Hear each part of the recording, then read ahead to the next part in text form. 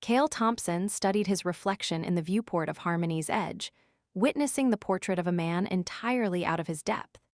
His navy uniform clung like a costume 3 sizes too small, the ceremonial insignia snagging on every surface, a physical manifestation of his imposter syndrome. Across the preparation chamber, Ambassador Sarah Chen offered the kind of advice that felt indistinguishable from a threat. Stop fidgeting and memorize the 17 bow variations. 18, Cale corrected miserably, dreading the potential test involving fermented kelp juice, which might be an honor or a lethal poison. Through the glass, Valera Prime materialized, a fever dream where massive crystal cities floated on harmonic resonance fields, defying gravity with the casual insolence of a miracle. It reminds one of how we cling to the rigid laws of physics until we are confronted with something so beautiful it renders logic a mere suggestion. The communications array sang like wind chimes, translating the melodic Valerin tongue into something resembling English. They were cleared for the Grand Convergence Hall. Chief Science Officer Martinez joked about the locals calling them pink squishies, a humbling reminder that in the vast cosmic theater, humanity is often the comic relief. The docking tubes sealed with the sound of crystalline bells, depositing them into a corridor carved from solid starlight. Their guide, protocol specialist Lian, possessed an elegance that made human evolution look like a rough draft, her pointed ears shimmering with inner light. She warned them that the architecture was aware. Indeed, the walls pulsed blue, broadcasting Cale's anxiety like a neon billboard. It is a terrifying intimacy, to walk through a world where the walls read your heart. The hall itself was a cathedral of star-filled infinity. Cale obsessively compared his ears to the locals, wondering if his tragic shortness was a social faux pas. Then, Lady Arinia rose from her throne of crystallized moonlight. Her violet eyes, ancient and intense, locked onto him, causing the walls to pulse with sudden gold. The silence was absolute until she spoke, her voice a melody that had learned to articulate desire. "I wish you were my husband, human." Chaos, it seems, is the universal language of diplomacy. The hall erupted. Cale's brain flatlined into a fish-like gaping silence while Ambassador Chen looked ready to snap. They were whisked away by a furious Chancellor Theros, whose angular ears crackled with static electricity. In the Chancellor's spherical chamber, the gravity of the situation settled. Theros explained that the proposal wasn't just words. The resonance fields had broadcast Arinia's intent and Cale's bemused terror to 2 million citizens.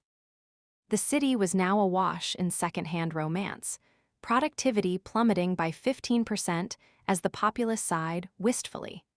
It appears even advanced alien civilizations are not immune to the allure of a royal soap opera. With the threat of a galactic incident looming, Arinia summoned Cale to the Crystal Garden. He arrived expecting an execution, but found a sanctuary where flowers sang in harmonious clusters. Arinia sat on a bench of crystallized water, surrounded by luminous moths, creatures biologically attracted to emotional honesty. She explained the truth. She hadn't planned the public spectacle. But when Cale had looked at her world, he hadn't calculated political leverage. He had felt pure wonder. That sincerity had resonated through the crystals, echoing a loneliness she hadn't realized she carried until it was answered. Just as the moment turned tender, Lian interrupted.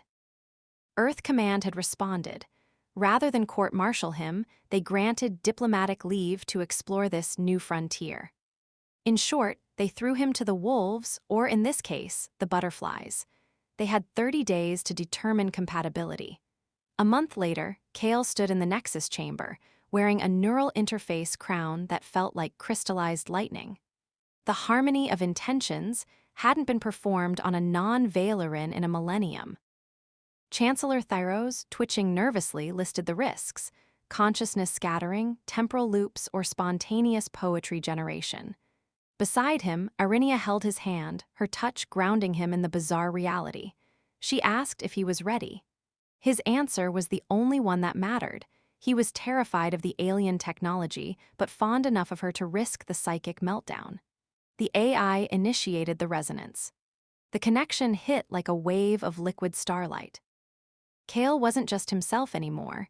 He was Arinia, feeling centuries of royal duty and the spark of hope she felt upon seeing him. Conversely, she saw him, his farming colony childhood, his social awkwardness, and his bewilderment at loving a woman with glowing ears. The luminous moths spiraled in heart shapes. The feedback loop turned the chamber into a kaleidoscope of joy. Thyros watched as the compatibility ratings shattered the charts. The city outside erupted into euphoria. The bond held, settling into a warm, breathable awareness. They had survived.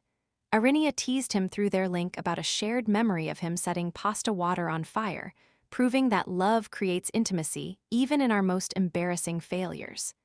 Ambassador Chen's voice crackled through the comms, asking if they needed a rescue or a wedding planner.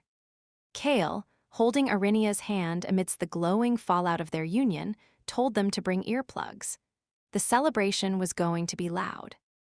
From a nervous fidget in a poorly fitted suit to the center of an interstellar love story, Kale Thompson had bridged the gap between worlds not with protocol, but with vulnerability. As the court bowed and the crystal walls sang, it was clear. Sometimes the most effective diplomacy is simply letting the universe see you blush.